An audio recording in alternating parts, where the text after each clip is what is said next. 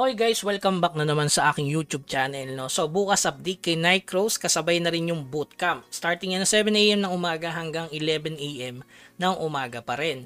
So possible na mas maaga mag-open yung server, pero yung bootcamp possible na i-adjust nila ng 1 PM. So alamin na lang natin bukas, kaya dapat 10:30 AM pa lang gising na kayo kung mag-i-start agad kayo. Possible kasi mapuno agad eh.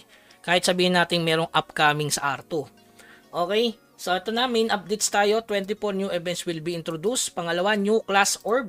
So dito is may AOE. May nakita naman ako AOE sa kanyang epic skill. So possible na gawin ko to sa bootcamp. Kasabay ng archer at saka cleric. So tatlo na agad sabay-sabay. Tapos class change. Ayan, skill balance adjusted for certain classes. So possible, ito yung sa 200.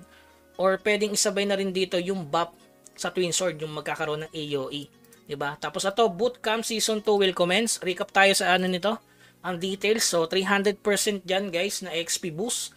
Tapos syempre times 10 kapag main mission. Compare dati times 3 lang, ngayon times 10. Yung XP dati 100%, ngayon 300%. So sobrang bilis magpa-level dito. Possible siguro 6 hours. Panoorin nyo na lang sa live kasi magla-live naman tayo bukas. Pang-anim, yan, event mount will be added. So including na dito syempre yung Clemens. So dapat mag-combine na kayo ngayon para bukas meron kayong attempt to mythic. Kung mag-fail yung mythic nyo ngayon, may chance pa bukas. Dapat ngayon na mismo guys ha.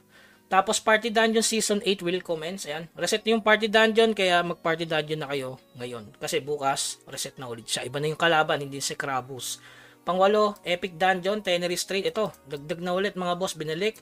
Tapos official season for guild battle will begin. Grabe no, start agad. Hindi pa tapos yung nakasuot natin, no? Solid. Tapos din distinction insignia will be reset and the usage period will be updated. So bukas pa naman may expire ata to. Kahit i-check nyo dun sa insignia nyo bago nyo ubusin, di ba? Ano yan, monster weapon style added. Ay, may bago weapon style, oh.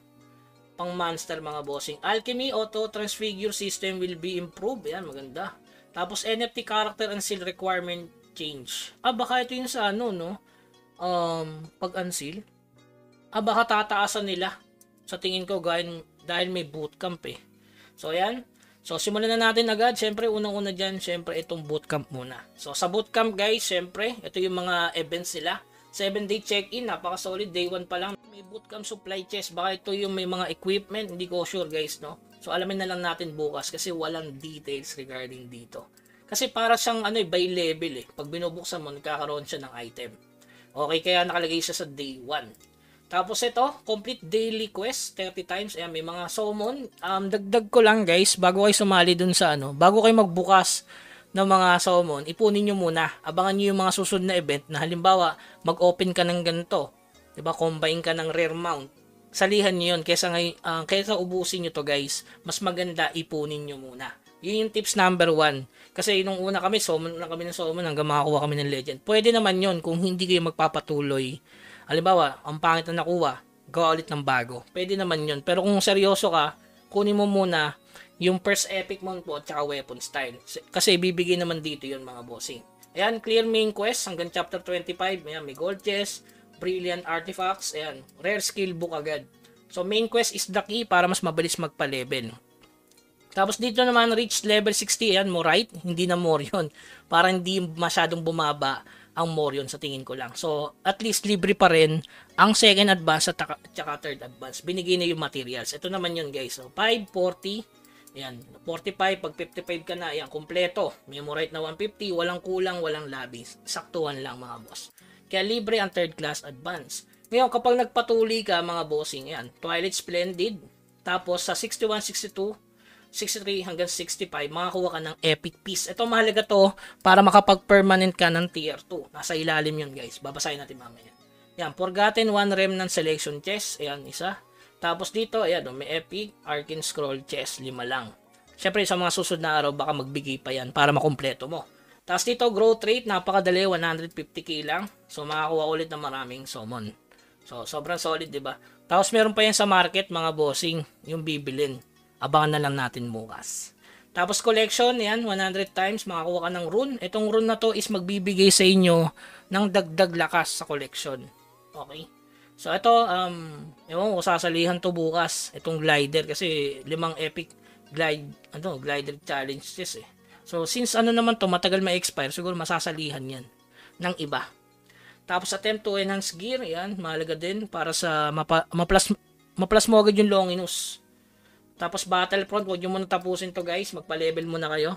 Mahalaga magpa-level kasi may dungeon, mamaya pag-uusapan natin guys, na nakakapulot ng Longinus at saka Necro Gear.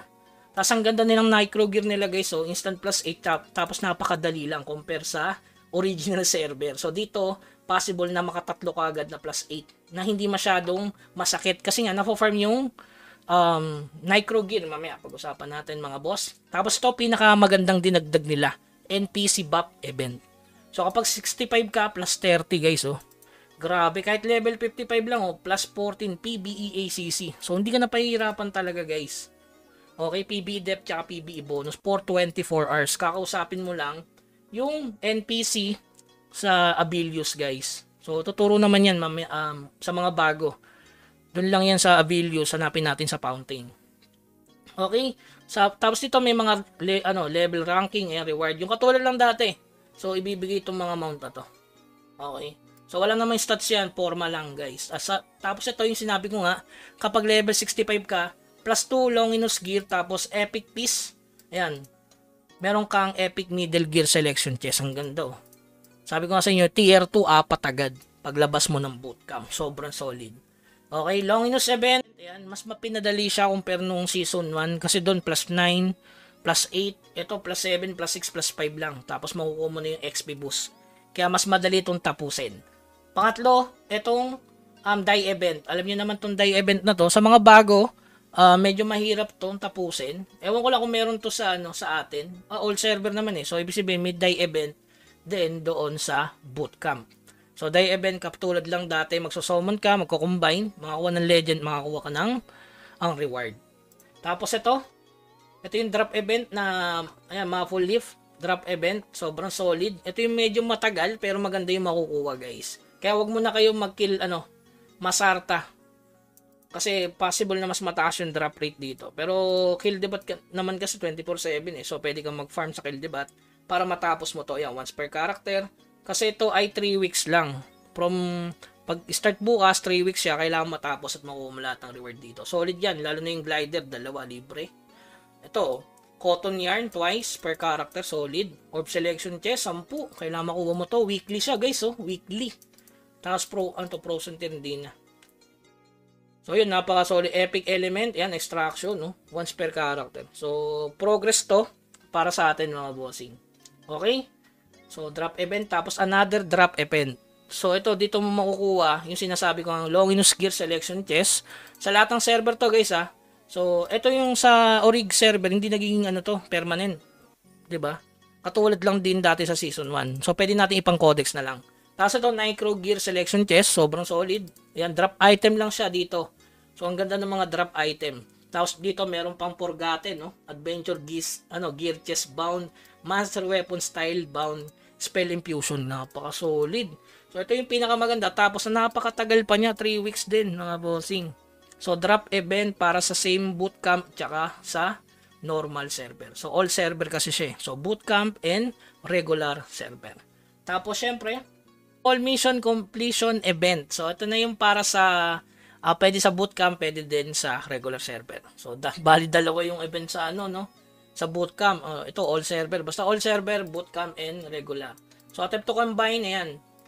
So medyo mahirap to kasi parang regular server yan. Obtain epic glider twice para makakuha ng epic glider chest. So sakto pala to guys. 'Di ba? Ay epic glider twice pala eh. Pwede to kung meron kang nakatabi na sureball epic.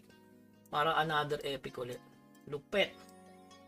So, bahala na bukas. Kaya siguro pwedeng pasukan nga ng mga kuya yung glider event dun sa bootcamp. Gawa dito. So, medyo mahirap yun guys eh. Tapos ito, all server din. Obtain mount 50 times. So, medyo mahirap to. Napakadaming epic 6. So, all server kasama bootcamp. Tapos ito, golden combination order. All server din. Dito nga, sabi ko nga sa inyo yung golden die. So, medyo mahirap siya ngayon kasi kailangan ng legendary combine legendary mount tsaka obtain legendary mount 3. Since may Clemens naman, possible na matapos din yan. Possible lang. Okay, ito regular server lang, Paul Mission, attempt to craft. So wala to sa ano, sa bootcamp. Stated naman. So Clemens Platinum Coupon. Ay, ibig sabihin walang ano. O nga, sa bagay kasi wala naman kasi silang ipe-play ng Clemens Platinum Coupon. So yung Clemens, excluding yung bootcamp server, syempre. Okay? So sa atin lang yan, good news. Yan, para sa atin, mga boss, lamang na lamang tayo sa bootcamp. So ito, check-in. Siyempre, unang araw, sa lahat ng server, mayroong libreng mount. Contribution coin bundle, ayan. Maganda rin kasi meron ka na agad mount rare eh. Hindi common, guys. Daily check-in lang. Kaya, kung gagawa ka ng alt, make sure na simulan mo na agad kasi merong mga daily check-in. Napaka-solid yan. Okay? So, dagdag ano lang tips. Pwede nyo isave yung mga boss checklist natin, mga boss. Nandiyan sa link sa baba. Pangalawa, kung gusto mo magkaroon ng idea, meron ako dyan, level 1 to 50. One day lang. So, dire-diretso yun. Main quest lang ang ginawa ko. Para magkaroon kayong idea sa mga bago. Kasi ano ba yung main quest na sinasabi ni Bugs? Pwede nyo panoorin yan, guys. So, since season 1 yung mapapanood nyo, ito is season 2, mas mabilis. Kung gusto nyo makasabay, ayun. Pwede nyo panoorin yan para makasabay kayo sa main quest. Main quest lang yan, guys. Yung side quest, pwede siguro ihabol. Kasi baka sa next week, magkaroon ng event tungkol sa side quest. Kaya medyo mahirap, no? Pag tinapos mo yung sabay. So siguro yung mga side quest na mahihina, wag mo munang tapusin. Siguro dun sa high level na lang. Para yun, dire-diretso tayo magpa-level. Kasi para rekta 50 agad eh. Kapag 55 agad, hindi naman kaya ng one day yung 55. Siguro pag metal pa kaya yun. Okay, so yun lamang guys. Keep grinding. Huwag kalimutan mag-subscribe sa ating channel. Kita-kits bukas. Agahan nyo. Hanggang sa muli. Paalam.